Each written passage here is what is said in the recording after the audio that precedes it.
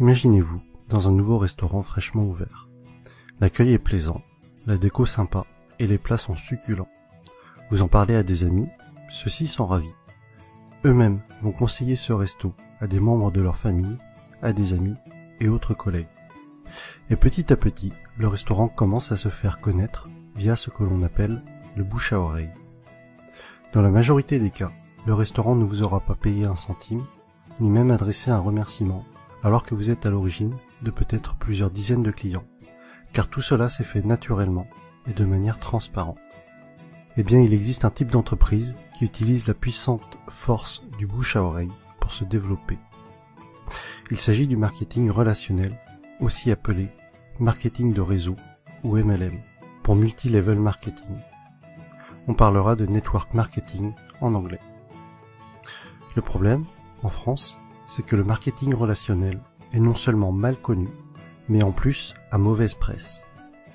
En effet, trop souvent, les médias n'en parlent que dans le cas d'arnaque, et malheureusement, il en existe, et très rarement comme une possibilité de réussir. Les médias, pour attirer de l'audience, doivent faire dans le scandale, dans ce qui choque. Mais ceci est un autre débat. Mais effectivement, certaines entreprises sont des systèmes pyramidaux déguisés. Une pyramide, qu'est-ce que c'est au juste? Je vous invite à cliquer sur cette vidéo pour découvrir une animation très bien faite expliquant ce qu'est une pyramide de Ponzi. En résumé, non seulement c'est une arnaque, mais c'est aussi illégal. Le système est basé sur la promesse de faire de miraculeux retours sur investissement, juste avec de l'argent que tout nouvel entrant va apporter. Autrement dit, l'argent des nouveaux paye le bénéfice des anciens.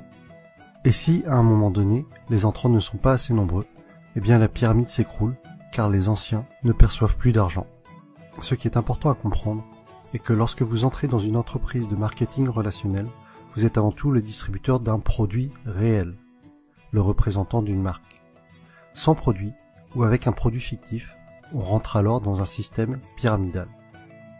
D'autre part, dans une pyramide, les anciens sont forcément plus riches que les nouveaux. Dans le MLM, même si plus vous rentrez tôt, plus vous êtes avantagé, cela ne garantit pas du tout votre succès. Un nouveau filleul peut très bien mieux développer son affaire et faire mieux que son parent.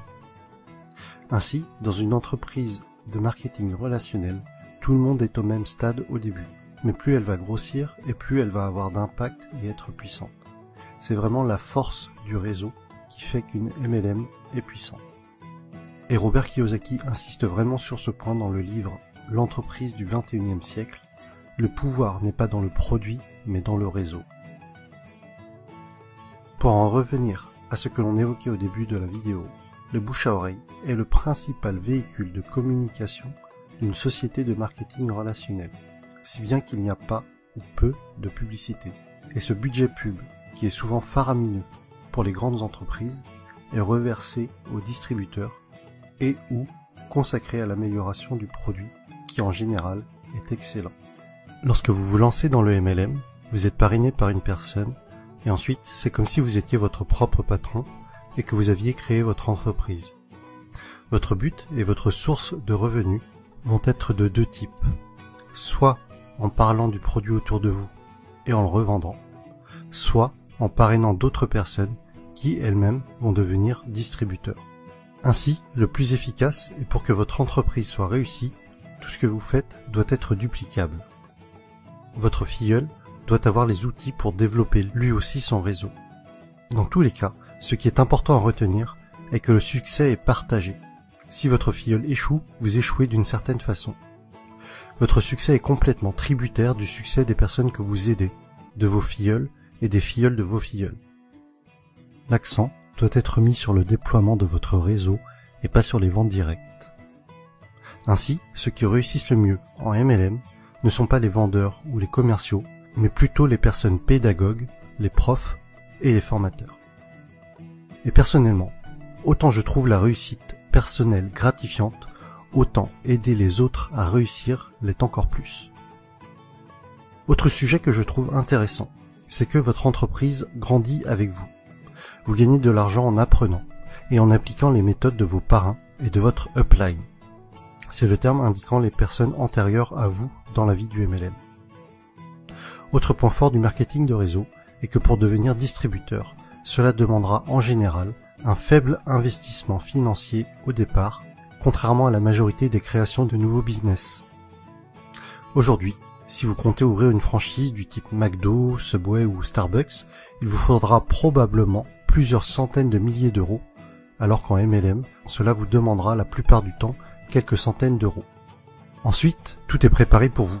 Vous allez avoir votre propre boutique en ligne, tout un tas de plans de formation pour vous, mais aussi pour vos filleuls, ainsi que différents kits de présentation.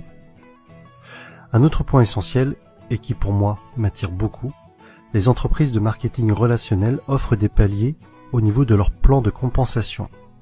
Pour être plus précis, à partir d'un certain nombre de filleuls, et sans compter les éventuelles primes bonus, vous allez toucher un revenu résiduel, encore appelé revenu hors exploitation, c'est-à-dire un revenu passif.